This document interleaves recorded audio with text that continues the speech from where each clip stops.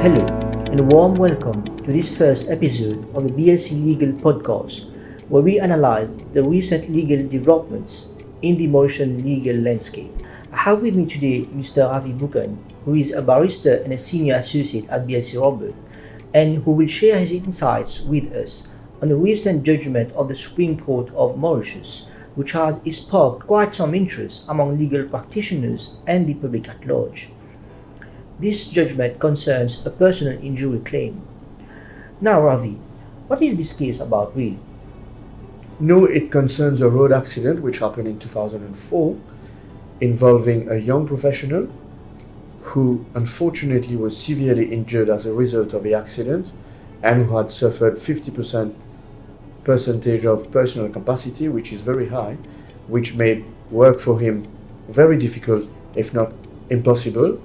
And for these reasons, the question of future loss of earnings in that matter was very important.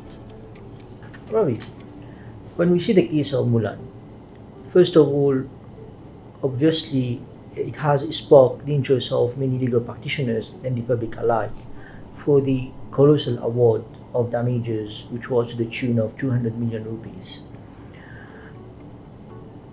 This is a case which concerned a young barrister who was at the start of a very successful career. And the court has taken into account the real evidence put before it in order to arrive at such figures. Could you give us a brief background as to the types of damages which are typically claimed in personal injury cases? As we see very often now, we have material damages up to the date of judgment. They consist of medical expenses already incurred. We see future material damages like future loss of earnings, future care costs, medical expenses, and we see moral damages for the plaintiff and members of his close family. This is what we see recurrently. One aspect of the Mulan case which strikes the mind more is the claim which has been made for future loss of earnings, which was to the tune of 134.5 million rupees, and same was awarded in total by the Supreme Court. Could you give us some of the underlying principles governing the determination of a claim for loss of future earnings? Yes, first of all, this is what captures the attention of practitioners, is the manner in which the future loss of earnings was calculated in that case. We see that the Supreme Court had departed from the capitalization method. It depends first of all on how the claim was made itself. But we see that the court had followed the previous case of Patel, which is a determination of a judicial committee of a Privy Council, an earlier case of the year 2012. For decades now, we have been using the capitalization method, which consists in finding the monthly or annual income of a victim and then seek to capitalize that sum at a rate of, normally in Mauritius, it is about 8%. The idea is to arrive at a sum when invested should seek to yield either the monthly or the annual income. In the case of Patel, what has happened, they had used the method, what we call the multiplier method. With the multiplier method, you seek to get the annual income, you get the number of years that the plaintiff would have worked but for the accident or after the accident, up until retirement age. Once you get those two figures, you multiply them by a multiplier, which will give you a capital sum which is near the income the person would have earned over the rest of his professional life. Crucially for that, what we do get also, which is factored in, is a discount for accelerated receipt of funds. Why? Because contrary to receiving the funds in the normal course of things, the plaintiff here receives the sum in one go as a lump sum. And I think as well why there is a discount for accelerated receipt is because potentially that capital sum would generate interest before expenses are dispersed. Yes, indeed. there seems to have been a digression from the past practice of our courts in terms of award of damages for future loss of earnings. Now, you have mentioned the approach which has been advocated in Patel and subsequently applied in the Mulan case, and also mentioned about the previous practice of our courts. Um, According to you, what would be the best method to choose from in order to arrive at a just and fair figure when determining the quantum to be awarded for personal injury claims, more specifically concerning loss of future earnings? If we had used the capitalization method in the Mulan case, I think the sum that would have been awarded for future loss of earnings would have been higher than what had been awarded in the case. Higher if it had been at a rate of 8%, and even higher if it had been at a rate of 4.5%. Why do I speak of a rate of 4.5%?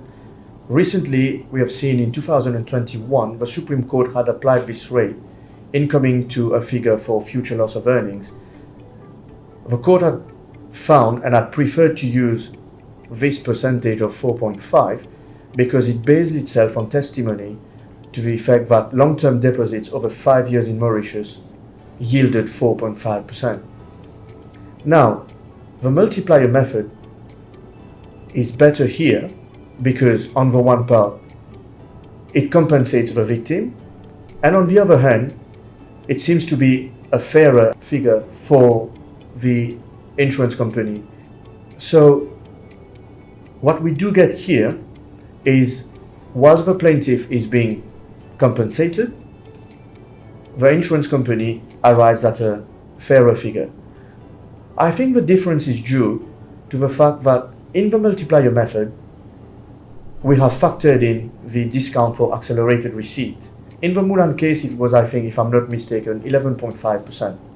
So that would probably explain why, using the multiplier method, you would arrive at a lower figure than the capitalization method. Yes, Ravi, it seems that the award of a lump sum can sometimes be quite hefty, which could give rise to certain difficulties. Do you think that there could be any other alternatives to an award of a lump sum? In fact, no, well spotted. Be it a calculation by way of a capitalization method or the multiplier method, at the end of the day, the court is awarding a lump sum to a victim. A possible alternative to that would be to award damages by way of a structured payment to the plaintiff. What would that mean? That would mean that the payment, instead of being a one-off payment, would be instead a payment made over a period of time. There are a few things to note here. First of all, a lump sum is difficult to manage without the assistance of a financial advisor.